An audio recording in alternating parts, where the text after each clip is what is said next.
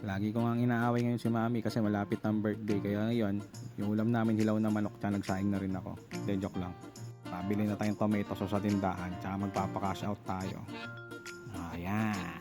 Tuntuan na naman to sigurado. Kaya muna natin sarap yung ice cream.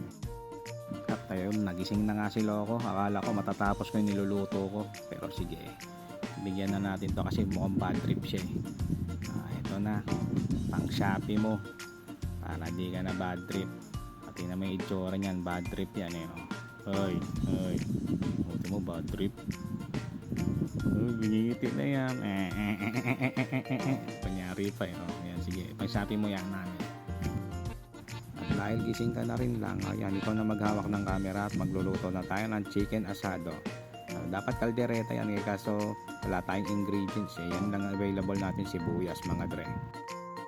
Dapat talaga pork yan eh, pero wala tayong pork, sige, chicken na lang. At ito na nga pala yung mga ingredients. Ayan, konti lang yan. Tomato sauce, pamintang buo, pamintang durog, asin, tapos ano nga bang tawag dito, dahon ni balbasor. Tapos hindi tayo gagamit niyan, oyster sauce tayo. Tapos cheese, may presyo pa. Tapos toyo, optional lang. At ayun, igigisa na natin yung sibuyas na madami.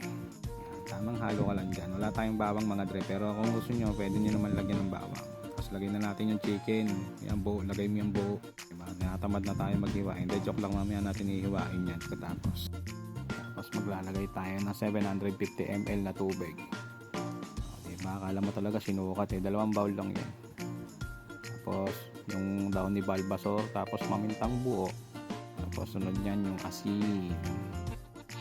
Ping ping ping ping ping. Okay, tama na yan. Uy, tama na. Tapos tatakpan na natin yan. Pakukuluan muna natin yan saglit, mga 5 minutes. Tapos lagay na natin yung oyster sauce, tapos yung tomato sauce. Tapos halu-haluin natin ng konti yan, diba? Tapos pakukuluan ulit natin. Tapos every 5 minutes check nyo yan, baka masunog eh. Mabilis masunog yan mga dre. Tapos lagyan mo ng pamintang durog. Ayan. Tapos halu-haluin mo lang. Ayan. Pamintang durog ulit. Paligdarin na. Tapos check mo lang. From time to time. Kasi madaling masunog yan eh. Ayan. Kasi lagyan mo lang ng sauce sa taas. Diba? Para magkaroon ng lasa. Manot yung lasa sa loob. Tapos takpan mo ulit. Tapos buksan mo ulit. Ayan. Tapos halu-haluin mo lang. Hinaan mo yung apoy. Hinaan mo yung apoy! Tapos after 30 minutes, lalagay mo na yung cheese. Yan yung pinakahuling ingredients na ilalagay mo, yung queso. Yan yung pampalinamnam niyan. Yan. Bukod doon sa oyster sauce. So, pag ganyan na yung consistency ng sauce, luto na yan. Diba? Tapos hihiwain natin yan ngayon. Hiniwalay muna natin yung laman sa sabaw. Okay. Yun, no? Yun, no? Juicy.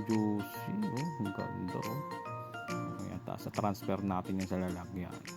Transfer mo na. Ayun, gutom na yung mga tao eh. Kasi ibabaw mo yung sauce dyan. Ang ganda ng sauce. Sauce pa lang, ulam na. Sarap, di ba? Kahit nanonood ka lang, natatakam ka. Ito na yung moment of truth. Diba?